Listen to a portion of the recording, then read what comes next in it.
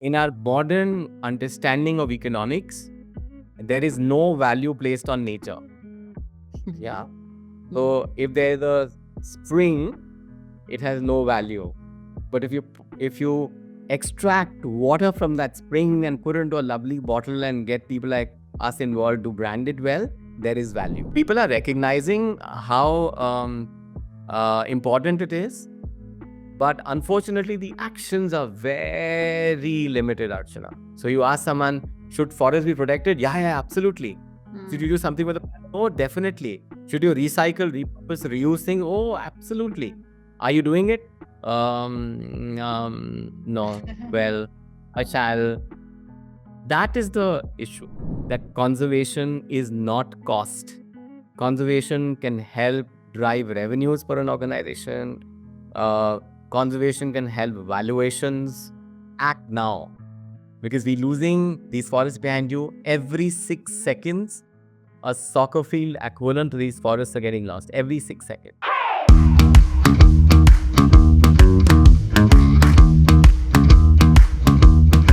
Well, they say that calamity is man made, and literally that we are responsible for destroying our environment, our planet, our earth. And here I am very privileged today to call a special person who's left everything. Your purpose has become more defined in protecting whatever we can save for our humanity, for our future generations. So, welcome, Vikram Krishna. You are the co founder of the Sacred Groves. And of course, I will like you to introduce what Sacred Groves is. I will also like you to introduce what you're doing. And then we'll come to the question of how we all need to have a conscious life. And that is really how the podcast will be actually focusing right now on. So, welcome, Vikram. Thank you for doing what you're doing. And I want you to introduce yourself for the larger group who's hearing us today. Hey, thank you, Archana. And, it's a pleasure to be here today. I love the phrase second act because that's exactly what I'm doing at the moment, living my career 2.0, which has Wow. been carefully crafted over the past 28 years that I've been working. So my background is that I've pretty much been in banking right through. So from G to Citi to HSBC, and more recently at Everest NBD, which is a fairly significant bank in the Middle East. And my journey over the years has been uh, interesting because I worked, across different markets, and of course, my career grew significantly, and I was able to make an impact. But where things changed for me was the opportunity I got to look after corporate responsibility and sustainability in the bank Wow. that I was working with. Yeah, and that's when I realized that the world of capital requires a bit of conservation conscience, which was missing. And I tried to steer that conversation in many organizations that I could influence. And then I realized that, my second act needs to be a lot more concrete. And I jumped. Very No well. pun intended. No pun intended. But I really need to figure out a way where I can, influence more and more organizations and people to Okay. take concrete climate action. Hmm. So the other day somebody asked me that, you were whatever an EVP earlier, and you've been a director in the past, and you're a board member, blah blah blah. What's your designation now? So my designation now is a climate action influencer, and I'm very proud of that. So proud of you for that, to be honest. So, okay, this sounds very fancy, to be honest. Yeah. I also read that you own a lot of forests and you're conserving forests. So, I mean, it's non-imaginable, what you're doing, but at the same time, it's something that I'm very intrigued to know. What is this journey about? Why are you buying forests, and what are other people contributing in this space? Yeah, so I think I'll start with my story first. So, uh, as a family, we've always been very conscious. So, over the years, we've been growing our own food as much as we can. We've got a vegetable garden. We recycle pretty much everything that comes our way. We do solo cook. So all our food runs solar. I'm in the Middle East, so there's no dearth of sun in this part of the world. So I use that to cook our daily bread. But and we also travel a lot. So we have visited over 50 countries across the globe. And as we were on this journey of consciousness as well as travel, we realized that our planet pretty much has been ravaged everywhere. So it's very rare now to come across a mountainside that doesn't have a pile of trash, or trying to swim in a beach somewhere in the middle of nowhere, and along with jellyfish, you find plastic wrapped, article coming your way. Yeah. Yeah. So we were Monisha and I. Monisha is my wife and my co-founder. So both she and I were beginning to get quite frustrated by the fact that wherever we go, we see climate getting degraded, and we also saw that there's not enough action happening in Yeah. this space. Yeah. So while a lot of people were saying that, yes, yes, we want to do whatever we can for the environment, but the question was, okay, do something about it. So, let's get on with it. So in that journey, Monisha and I decided to buy our own forest and leave it at that. Yeah. So there were these two random musketeers from Dubai who went around looking for forests to buy. And then people started noticing that we were doing this, and they said, "Why are you doing it?" So we said, "Look, we're doing it because it is an act of responsibility. It is something that we believe in. We want to do this for ourselves, as well as our family, blah, blah, blah." So we were met with very mixed reactions. So one set was, "What's wrong with these guys? I mean, what are they doing? And Yeah. why are they doing this?" And another said that, "Look, this is an interesting action. We would love to participate as well. Can you figure out a way for us to do it?" Mm. So in that, we did several things. So we launched Sacred Groves, and Sacred Groves is a backstory set in India. So in one of our travels, we were in the beautiful state of Meghalaya, Okay. and in our itinerary, there was this visit to a sacred forest that had been planned, and we'd never been to a sacred forest before. Hmm. So I didn't know what to expect either. So both Manisha and I, along with our family, we went into the forest. We were accompanied by a Khasi tribal, and the reverence with which he introduced that forest to us Hmm. was something that completely touched us, and we realized that that's the missing link.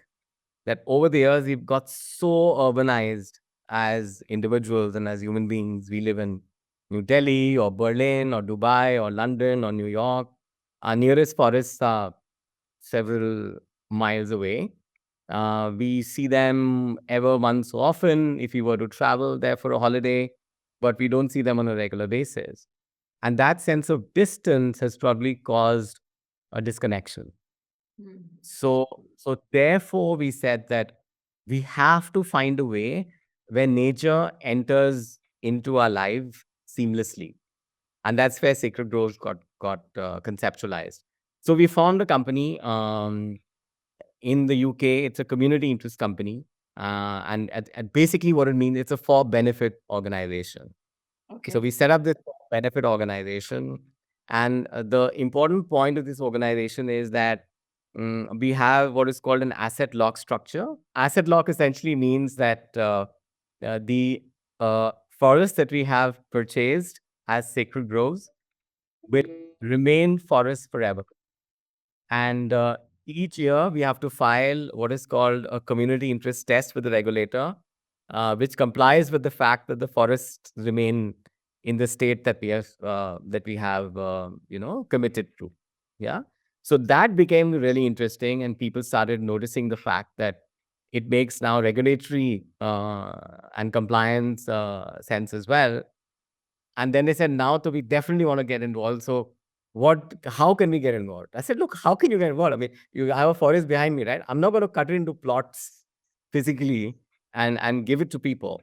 So, and as I was saying this to someone, he said, that sounds like a plan. So why don't you cut it digitally and give it to us? So that's when we came up with this whole concept of creating a digital twin a very basic digital twin, which is essentially we use satellite imagery to geomap the area. And then we use mathematics to divide this up into what we call sacred grove clusters. And imagine the forest behind me becomes like a Lego brick. Yeah. And then each of these clusters is then available for people and companies to support over a 10-year period. So it's almost like a token. And once you get that Sacred Grove cluster, then you're on an application and you can see every day where the forest is, how is it doing, get all the climate indicators that you need. Plus, you're able to see the benefits of this protection process as well, which is pollution removal, carbon sequestration, biodiversity protected, and so on. So, Very. yeah, so we launched back. Hmm. We Very. launched back in February, 25th February 2020. So we didn't know the pandemic is going to hit us as badly as it did. But we used that time of 2020 to put the whole company structure together, launched the technology platform in September 2021. And since then, we've got people and companies from 40 plus countries that have supported us in various ways. So it's the beginning of a long journey. And we've got 3 forests now, 2 in the UK, 1 in Canada. We've got miles to go, but it's a good start. You have forests to go. I was in. Yeah, I've got forests. So, so tell me, like, I mean, how does one buy a forest, and what is so? Like, we have the circle rate, we have, the land value. How does one translate it to buying a forest? I mean, I understand only these terms, so No, no, absolutely. A spot on. It is so difficult to buy a forest. it is. So every country has regulations around it. And, from in many countries, you have to set up a company within the country. And then within the country, there are state laws and local regulations, which sometimes don't allow foreigners to purchase forests. So it was a long, drawn process for us. So we involved some really top-notch lawyers in that quest to understand what we can do. Wow. So we found that there are almost 20 plus countries where individuals and foreign companies can actually buy land which is forested. Yeah. So when you say buy land which is forested, in some countries that will be a designated forest land, which Hmm. most likely is owned by the government or by institutions or privately held individuals. Or it is a partnership that one can potentially arrive at with governments to support their journey in terms of conservation, protection, because please understand, forests for every government is a cost center, Mm. right? Forests don't make revenues for governments. Yeah. Yeah. In Yeah. the in our modern understanding of economics, there is no value placed on nature. Yeah. Mm. So if there's a spring, it has no value. But if you extract water from that spring and put it into a lovely bottle and get people like us involved to brand it well, there is value. Mm. Yeah. So right. Forests have no Mm. Yeah, forests have absolutely no value, and they're a cost center. So our pitch to several governments has been that, look, allow us to come in. We will create a funding mechanism for you. There are many mavericks like us all over the world who are keen to get involved. Um, so allow us to come in. We'll come up with a monetization mechanism and further conservation interests. But it's an exhausting journey. It's not easy. Yes, and I also. It's not easy to buy forest. Yeah, my next question is also. 9 months. 9 months it takes to get one forest onboarded. At least 9 months. It's And like on top of that, creating a baby, huh? it is like creating a baby. Yeah, absolutely. I think we've got the chief conservation officer of Maharashtra. He when he retired, he joined us, Dr. Jha. So we go through a very elaborate process because we want to make sure that it is an old growth forest and Okay. not a new forest. Yeah. So what happens with the new forest is that typically these would be plantations. So imagine a teak plantation or or any other eucalyptus plantation or acacia plantation, right? There is hardly any biodiversity in those. Hmm. Yeah. And because of that, there's a vast difference in terms of the utility of those forests versus a old growth forest. So, for example, our forests in the UK are 200 plus years old. Hmm. So, when we go to those forests and see those forests, we see understory, we see shrubs, we see dead wood, uh, we Yeah. see trees of different shapes and sizes, and each of them has potential, ecosystem benefits, which are very, very hard to measure at the moment. So our whole purpose is that these forests are up for sale today. Hmm. They're up for sale in timber. Like the one at the back, I could have done anything with this forest. So timber, hunting. I could have made a resort here. It's a beautiful area. See, Yeah. imagine here, I could have a Yeah. gorgeous resort Amazing. overlooking the Atlantic Ocean Then and so again, on. you're going to spoil the forest. The more people will come, the more they will abuse. Exactly. Yeah. That's So. the point. That's the Mhm. point. Mhm. Yeah. So anyway, I could go on. So you're asking me something else. No, so I wanted to ask you, so if I as an individual want to invest in this, Yeah. is that you are that aggregator who's helping people, right? You have a big, what I understand is that you have a big forest there, and you are also inviting other people to say, hey, one piece of plot can go to you, like you explained that, you can segregate it in like a small cubicle, etc. But at the same time, is this like a one-way street? I just invest and then what happens? Because when you invest in a property, land, something, it does go up, you get some money when you want to sell it. What happens here? Yeah. Yeah. So this is not a commercial proposition for anybody. Nah? Hmm. So this is not a a place where uh, you invest and you get a return out of that directly. Hmm. Yeah.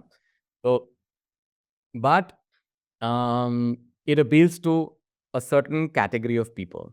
Yeah. Right. One, who are the environmentally conscious, and they want to do whatever they can Hmm. to protect nature. This is a very seamless way of getting involved. Yeah. So we've done all the heavy lifting. We've got all the legal work in place, Hmm. company structures in place. We've got, ongoing monitoring happening of the area. We have surveyors who go and visit this from time to time to make sure that it's in a good condition. Yeah. So basically, we do the heavy lifting, Hmm. and then individuals get involved in different ways. So we've recently had a lot of people gifting Sacred Grove clusters. So Wow. there are 46 different occasions, birthdays, anniversaries, where people can gift these. Yeah. Companies are finding us really interesting and relevant. And there are two ways companies are finding commercial sense in their involvement with us. Yeah. So the first is an area that I call conservation commerce. So simply put, include conservation in the commercial value proposition of your organization. So if there are 8 benefits of the laptop or the desktop that we are speaking to each other on, make conservation the ninth benefit. So make conservation a core benefit. Yeah. And this is now increasingly appealing to this whole generation of consumers who Hmm. are very, very keen to make conscious choices. Yeah. They may not necessarily want to pay more for your product, but Hmm. they expect that a product and service has a responsible action behind it, and there is traceability of your commitment as well. So our forests on the blockchain. So when you look at a Sacred Grove cluster, which is what a person or a company purchases, Hmm. um, it is a token on the blockchain, and then you have a whole lot of analytics that come your way, and then companies use these to present to all stakeholders essentially for different requirements, be it reporting, be it pitches to new customers, and so on. So Oh. one area where organizations see a lot of benefit in this is to include sacred groves and conservation as a part of their commercial agenda. That's one area. Second is that many organizations are coming back and saying that we are very, very keen to make a contribution to conservation, but Hmm. our challenge is that we don't have the kind of funds we believe we need. So help us with it. Yeah. So I said, look, I'm not a magician. Where will I come up with these funds from? Yeah. So that's when we got back into we put our banking hat on, and then we looked at different cost lines of any organization. Yeah. So one of the cost lines we looked at is electronic assets. So every company, big or small, has electronic assets, and typically they get depreciated over 3 to 4 years. Right. Uh, and then there's so much of pressure from staff that companies land up buying that next tablet or the next laptop or desktop, or the case may be. Yeah. So what happens to that old device? Hmm. So nothing much. It just goes into what I call the organization's ether, goes into some store somewhere. One of the organizations I'm dealing with right now has 3 stores full of this stuff. And they haven't cleared it since 2012, which is 10 Right. years back, 10, 11 Right. years back. Yeah. So where we come in, we say that, look, give this to us. Hmm. We have a bunch of repairers, recyclers, and resellers. Hmm. And then we extract value from this, and that value goes into conservation. So if you Yeah. look at now from a company's perspective, it's no cost. Um, it is, in fact, you save cost because there was a storage cost involved. Yeah. So you've actually saved cost, right? There's no impact on your balance sheet because the fixed asset that's been written off. And then you can make a claim to your stakeholders, which is employees, customers, shareholders, that you're a zero waste company. And also you have a traceable impact when it comes to the environment. So, like this, we are looking at various ways where we can get involved with organizations. Like we're working with one organization to help them reduce the energy costs, Hmm. and the savings of energy would then fund conservation. So, we're trying to create this whole aspect of circularity, which helps in more ways than one. And I think my final pitch is that conservation is not cost. Conservation can help drive revenues for an organization. Uh, Conservation can help valuations for companies. Hmm. Yeah. Just have to put our mind to it. It's not that difficult. But the point is, act now, because we're losing these forests behind you. Every 6 seconds, a soccer field equivalent to these forests are getting lost every 6 seconds. Yeah. Oh. So if we have a talk today for 30 minutes, that's 500 acres gone. Huh? Yes. Wow. Yeah, I mean, it's huge what you're saying. I think what you are also trying to create a mindset, with that we sit on things, we don't take action. We probably want to do a lot of things, but we don't know how to do it. So I'm glad that you have some solutions around the whole thought process of how one can actually contribute. And we are sitting on, like you said, tons of go downs of things that we are not even using for years together. And I think it's time to think about it. I'm glad that you are. But it's very interesting to have an asset like that, because I remember when, one of the birthdays for my daughter, and suddenly I saw that you can actually sponsor a star in her name. And I was like, yeah, how does that happen? I mean, really, I mean, pay for the star and then keep looking at the star and like whatever. So this is interesting. I think now you can look at the forest and start feeling, oh my goodness, I'm like contributing in such a huge way as well. How d how do you feel? I mean, how do you feel, especially from coming from a very corporate, very front end of money to something like this, which is contribution to nature? I feel that money will be very meaningless in decades ahead if the climate continues to be the way it is. Mm. Yeah. True. So, what's the point in having cash in the bank when you're dealing with a flood or a fire or a tempest of unknown magnitude or another zoonotic disease, right? So, for both Monisha and I, it was very clear that the next 25 to 30 years represent this existential challenge. And we have a choice to make to either participate in a positive way in this narrative, or just sit back and deal with whatever comes our way. Yeah. So there are a few things that I wanted to highlight here when when you say how do I feel about it, and I don't want to be too philosophical. Yeah, so I want to hard facts. Yeah. There's a very interesting study done by the University of Weizmann in Israel. The question that they asked is that we are in the Anthropocene age, which is basically humans having a disproportionate impact on the planet. How do we quantify that? And how does human influence compare with nature? So that was the overall broad context of their study.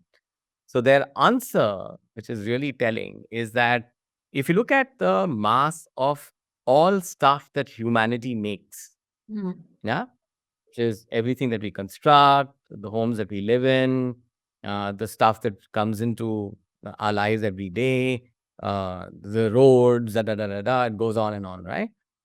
The weight of that is 1100 gigatons. Yeah, so stick with this figure, 1100 gigatons. Yeah. Then they said, what is the estimated weight of nature, which is the weight of plants and animals and fishes and everything else natural? The answer was 900 gigatons. Wow. So there's a 200 gigaton gap already Yeah. between the stuff that we make, we produce, and nature around us. And then you fast forward that to 20 years. Or why 20 years? Fast forward that to 10 years. Yeah. Hmm. The way humanity understands progress today is GDP growth. Hmm. The more stuff you make, the more you extract, the more you consume, that drives economies. Yeah. Imagine what's going to happen to 1100 gigatons 10 years from now. Yeah. Yeah. Get back to 900 gigatons, which is the weight of nature. 55% of the world's GDP is based on nature directly or indirectly. Brilliant. Yeah. So again, And go what are down the to the next, see nature and then see the weight of humanity and yes. see the gap.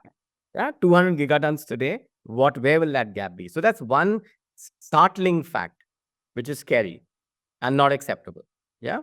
Hmm. Second is that we are out of the 2.13 million species. So IUCN has done this, and several other organizations have done a almost like a census of species. It changes from time to time.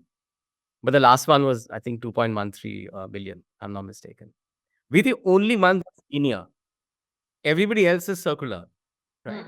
So one species is food for the next species, Yeah. except for us. Look at our waste. Our waste are the mobile phones. There are more mobile phones in the landfill than humans on the planet. So true. Yeah. Yes. The, the waste that we generate as humans in a week is more than the waste of humanity, is more than the weight of humanity put together. Okay. So these are some very, fundamental, and I can go on and on, right? I've got way too many fundamental fault lines that I'm still grappling with. Yeah. But if you just look at these two, which is the influence that humanity has on the planet and the negative influence of that. Yeah. And the second, the stark reality that it's not going to change drastically in the future. And the last one is the world of capital I represent. They're not putting their money where their mouth is. So for 2,000 companies made $47 trillion last year, which is awesome. Yeah, that was a revenue. But how much did they spend on conservation, which is the area I represent? Less than $2 billion. That's not even rounding off. And every CEO, every board, every publicly listed company, when you talk to them, what's your strategy for the next 30 years, 10 years, 20 years? Climate change, you know, ESG is my agenda. Boss, where is the money? Where is the money? Yeah. How can you talk ESG when there's no money in E that you're putting in? So, so your Is question, it how a many? mandate now, of course, for companies to spend a certain amount any which way? So you think things will change there? Well, I'm incredibly hopeful and optimistic things will change. Yeah. And I believe that because when a group of individuals who have the right level of motivation and have the heart in the right place, when they get together, they can change the world. So I see no reason why this can't change, right? All that I'm trying to do, which is my role as a climate action influencer, is to, you know, rally some of these troops together to say, let's get going, yeah, let's get things done. Let's stop talking about it. Hmm. So Yeah. true. So, so that is the way I feel, which is huge fault lines. Yeah. Not enough being done. Hopeful that things can happen, and let's get going with it. So that's how I feel. I'm going to ask you the next question on what are the small things one can do because everybody can't buy a forest. So Yes. Yes. you started with a little vegetable garden, and and you said Yeah. everything around me is very organic, very natural. We also cook through solar. Yes. Yes. So Yes. so what can some things that we can do as individuals to contribute? Okay. I start by plugging in the fact that now everyone can buy a forest. Okay. Yeah. So it takes $50 to get onto Sacred Grove, and you get started with a cluster that you can call your own. Yeah. So it's not difficult anymore. So I want to correct that. But having said that, there are many things one can do. Yeah. And I will um, talk from my own world in terms of changes I have made. Yeah. So the first is that I'm rabidly anti-plastic. Hmm. Um, I fight tooth and nail. I try to make sure that no plastic gets into my house. Hmm? The way I do this is to look at my own existing processes which have plastic in it, that I then eliminate. Yeah. So, what are some examples of those processes? All of us shampoo. Shampoo comes in plastic bottles, and so do conditioners, right? I have switched to shampoo soaps. Yeah. Yeah. And it is no compromise on my quality of experience. I thankfully I still have some hair, uh, and I- and I'm fine with that. These are all excellent products. You know, they meet my sensibilities, and I'm not compromising on anything with them. So that's just one. Yeah. Second, as men, we shave every day. Some of us at least, and we use. I won't take the brand, but we use the foams, right? So I calculated that I was using about 8 foams a year. So again, I shifted to a shaving soap. So I did exactly what my granddad used to do. He had a shaving soap and he had a brush. He would brush it, and apply it here, and use it. Yeah. So that's the second one. Then in our daily life, I said solar cooker. So Monisha laughs at me. She calls me a solar cooker salesman. Uh, I can't. Bring the solar cooker everywhere. Yeah, I can't emphasize how brilliant solo cooking is. It is no compromise on your quality of food. It is incredibly inexpensive. So, the place that I live in is an expensive part of the world. Energy is expensive. I got my payback in 3 months. Wow. Tell me, you said that the forest is on blockchain, right?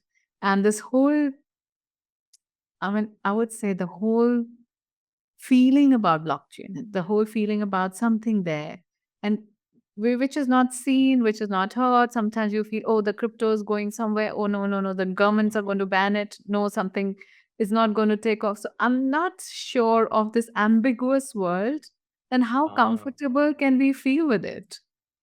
yeah, no, I think it's a very good point. And, uh, every new technology comes with its own set of opportunities and apprehensions. Yeah. So, my purpose of using blockchain is essentially to build trust in the platform, Right. right? So, simply put, any contract that we have with our guardians, who are our users, is a smart contract. Okay. Yeah. The What that essentially does is that it gets validated through. We are a Okay. I hesitate when I use big words, but it's a private blockchain, Okay. which is actually means that very marginal amount of energy is used in a private blockchain, and we just get the contract between us and our guardians validated by a few people on the blockchain.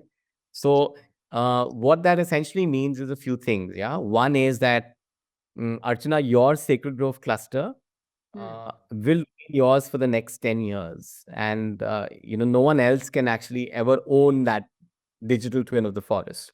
Okay. Yeah, and that blockchain transaction creates that traceability and the link where Archana's uh, cluster is Archana's cluster for the next 10 years. Okay. So the reason why we have to do this is because in the past there have been some apprehensions and concerns. Property is a complex topic. There have been instances of misuse of public trust. So we are just trying to make sure that every aspect of public reassurance, including auditing. So we are audited as a company. Uh, our accountants are another firm. It's a third party firm that is our accounting firm. Yeah, and they're based again in UK. So it's a separate organization by itself. Yeah, uh, our many of the companies that we work for are independent companies. So we're trying to build that level of like surveyors, for example. So the one in the UK is a natural capital company which is about 160 years old called Carter Jonas, right? So we're trying to make sure that our lawyers are DWF, which is a significantly large law firm. They've got about 3,500 lawyers globally.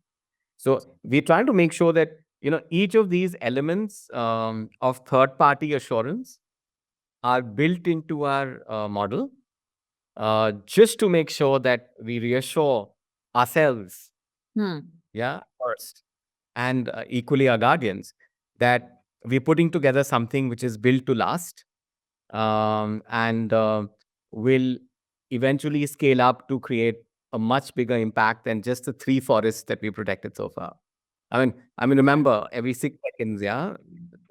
This forest behind you would be gone in 20 minutes.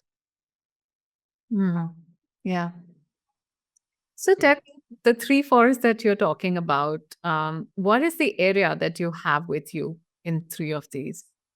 Yeah, so we've got about 109 acres at the moment of Like, forest. so each, or what is it? Like each forest No, no, has. all put together, Okay. all put together, and yeah, we are looking at crossing the 1,000 acres mark in a few months. Okay. We are some very interesting organizations. We've also identified some forests that are up for sale for commercial reasons. So we really watch out for precious forests that are up for sale for commercial reasons. Yeah, and legally they're allowed to be exploited, because when legally a forest is allowed to be exploited, then be rest assured that it shall be, because people who are buying it for commercial reasons. Yeah. Hmm. Hmm. So uh, our aspiration is that by 2025 we have at least 100,000 acres protected. And But that's again a yes. drop in the ocean. It's a drop in the ocean. Yes, I'm sure it is drop in the ocean, but you've started somewhere. So yeah, you've started Yeah. to study. So can one visit this place? Of course, of course. So you can visit it digitally right now on Hmm. Google Maps. Have you been? The Yeah. owners I've that been you have? to. Yeah, absolutely.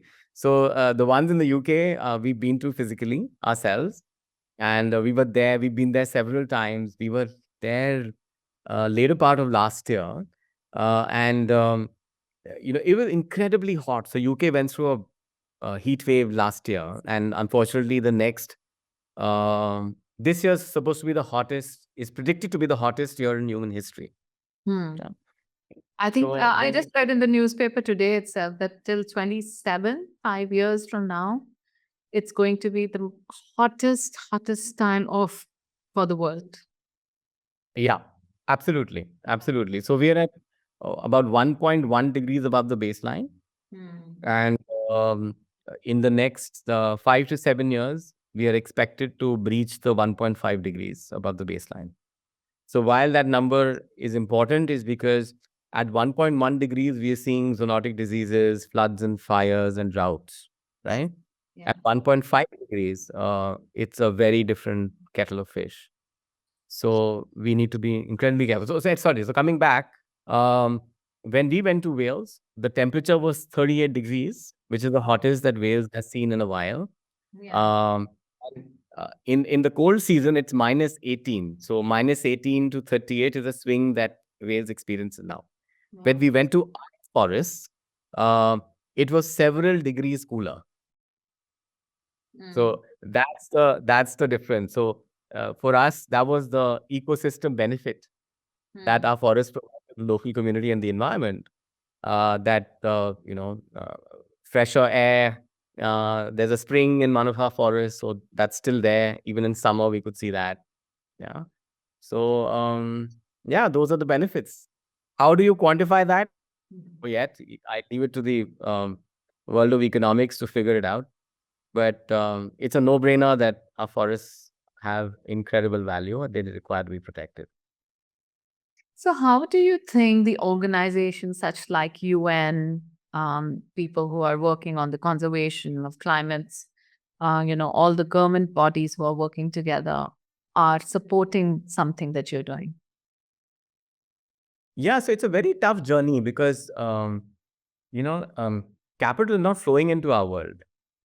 And when I speak to environmentalists and foresters, they face a lot of hardships. So uh, there are reports where in countries, thousands of foresters unfortunately lose their lives to poachers every year because they don't have the equipment. So poacher would come with the latest machine gun, and they'll probably have a 303 rifle or Mm. a stick and themselves. They don't have access to the latest technology. So Right. poachers would have, for example, and through drones, they'll be able to figure out exactly where is the precious habitat that requires to be exploited, Right. and the forest authorities would leave it to their own devices essentially. So it's a very, very tough story for conservation across the globe. Mm. Yeah. Yeah. Yeah. People are recognizing how important it is, but unfortunately, the actions are very limited, Archana. Very limited. So you ask someone, should forests be protected? Yeah, yeah, absolutely. Should you Mm. do something with it? Oh, definitely. Should you recycle, repurpose, reuse thing? Oh, absolutely. Should you Mm. be a conscious consumer? Oh, certainly. Are you doing it? No. Well, I shall. That is the issue. Yeah. Yeah. So, have you also heard that a lot of predictions are going on that the war will be over soon in a couple of years? Just saying, because Well, it's all world is gonna go. So, this. yeah. So I would answer this by referring to documentaries on Chernobyl. Okay. So we all know Chernobyl, right? The disaster that happened Yeah. in the 80s. Mm. And that Chernobyl area became pretty much uninhabitable for humans. Mm. Yeah. When you look at the documentaries, uh, nature is flourishing there. Yeah, absolutely flourishing. I mean, it's resplendent. It's never been better, and it helps because there's no human influence in the area because humans can't tolerate that level of radiation. Yeah. Mm. Mm. So I think nature is quite clear Mm. that we have our place. Yeah. Right. What goes around comes around, as they say, right? So we, in all our arrogance as humanity, need to develop some level of humility Mm. that we're a part of a much larger ecosystem. Let's not overplay our hand. Mm. Mm. So, no doubt that the planet will continue to flourish. Humanity just has a choice to make in terms of what place we'd like to see ourselves in it. Yeah, so lovely. So, Vikram, this is the second act podcast. And of course, this question has to come here, which I'm very excited to ask you as well, though you have answered in bits and Yeah. pieces. That what is your second act? Oh my God, my second act is a multidimensional me. Lovely. Yeah. So one aspect of the multidimensionality is the is sacred groves, Hmm. where I'm interesting, pushing, shoving people into actions. Yeah. And there are other parts of me as well. So, um, the privilege of spending time with the family, doing things together, um, sharpening my curiosity muscle. Hmm. So I have a long list. So my second act list is a such a long list that it's very exciting. Very excited to know that as well. I I really want to ask you this, and I don't know if it's appropriate, but I will still ask you. You stay in UAE, and UAE is experimenting with environment as much as they can do right now. When they want rain, there is rain. When they want, spring, spring comes. When they want a water body, suddenly overnight water body comes. And then there are people like you.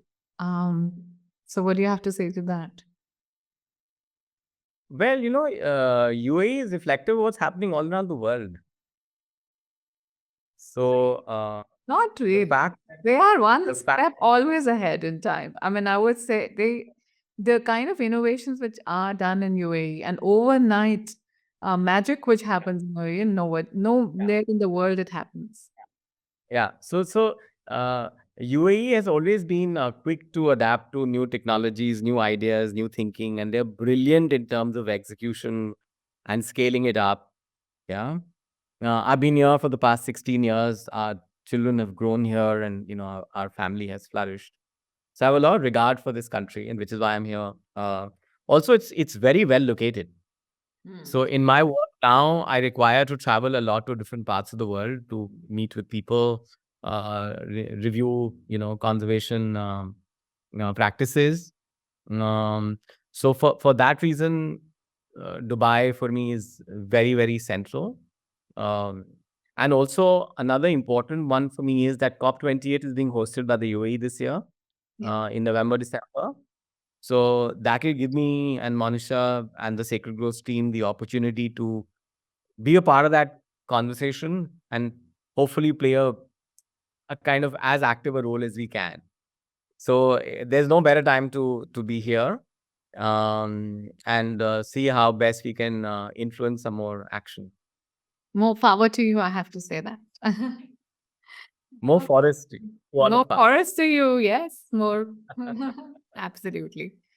So, okay, so thanks for that. And Vikram, I want to wrap up this conversation with a few more questions to know you better. So, one thing that is magical for you. When I look at the screen behind me,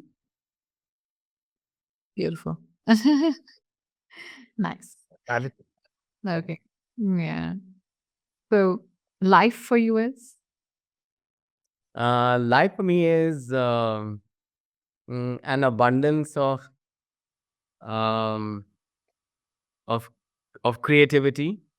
It is hope and a determination that tomorrow will be a better day. Okay. Money to you is? Money is a means to do good. Switch from working with banks to doing something on your own is? A second act that's worth every minute. Um, how do you handle setbacks? They happen every day, but I'm quite each setback for me is a different learning experience, and I prepare for setbacks, not for success. Because if you look at a 1% success, that means you prepared yourself for 99 setbacks, and I'm very comfortable with it. Beautiful. One motivational quote that stays with you. Ah, one motivational quote. Yeah. I would say that it's not a motivational quote, but it's a concept called intergenerational equity. Mm, Right? okay. What's that? And intergenerational equity essentially means that it is the obligation of every generation to leave behind everything a bit better for the next generation, right? So in me, that brings out a sense of responsibility and determination. Yeah. So that's been one of my, and a friend of mine introduced me to it 4 years back when she saw we were on that path. And I just found this incredibly powerful, Yes. which is what is my intergenerational equity contribution? Yeah. Huh? And when I looked at it from my first act perspective, I said, yeah, I've made a lot of, I made a difference to a lot of companies. Yeah, they made, there's some success that has come as a part of that. But my second act is a little bit more oriented towards benefiting all stakeholders in more ways than one. And if I have the privilege of that, then I need to get started immediately. Wow. Three things that Vikram describes himself to others with. So three things that okay, so one I've already said, a climate action influencer. That's my latest passion. And I think that's going to stay for the longest time. Second is grit. So if I look back at my career, it's full of grit. I don't take no for an answer very easily. Um, and once I decide on something, then I go after it. And the third thing is about impact and passion and personal convictions. So that's the path that I'm on. And and luckily for me, Monisha is on as well. And my children and my parents are on it as well. So Yeah. it's a family enterprise now. All of us are on it. Let's make things better. Let's protect what we have, and look back at it 10 years from now, saying that yeah, we've done what we could, and we're happy with it. I'm seeing an opportunity of a gaming here when people who all have the forest, behind you, which is there. And then we Yeah. can all sit in different locations of the world and play a game for nature and bring in butterflies and, different birds, habitation, more love and affection. I think that's a great opportunity to see. Yeah, yeah. And you're absolutely right. So technology has that ability to engage in so many ways, right? So as far as I'm concerned, forests need to be protected. People need to get engaged. People need to get inspired. And the more, the more they do, yeah. So for example, I'm speaking to a few people on music right now because I feel that music inspires people, Sure. and there can't be a more beautiful sound, at least for me, than nature. Yeah. So when you hear, say, a waterfall or the chirping of birds, or when you walk into a forest, so there's a Japanese concept called Shinrin Yoku, which is when you Looking. walk in the woods and you soak in, Yes. the experience. Yeah, there's so much that nature has. Mm. So yes, gamify it by all means. Sing, dance, play with it, but preserve it and make it inspiring. Don't make it look like a cost or a compromise, or even when you're on the path of environmental action, it's not a path of inconvenience. Yeah, it's not a path where things are going to get costlier for you. It's a path where you can just make basic choices every day and live your life exactly the way you want to. Mm. Very nice. So thank you, Vikram. This is a very interesting conversation first and a very deeply rooted conversation second. And I think we all must live this conscious life of creating something worthy for the next generations.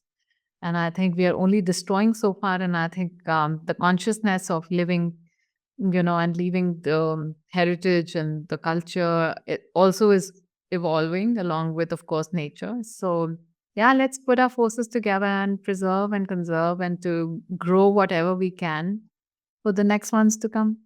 So, Yeah. thank you for doing what you're doing. My pleasure. Thank you. Thank you for inviting me for Second Act.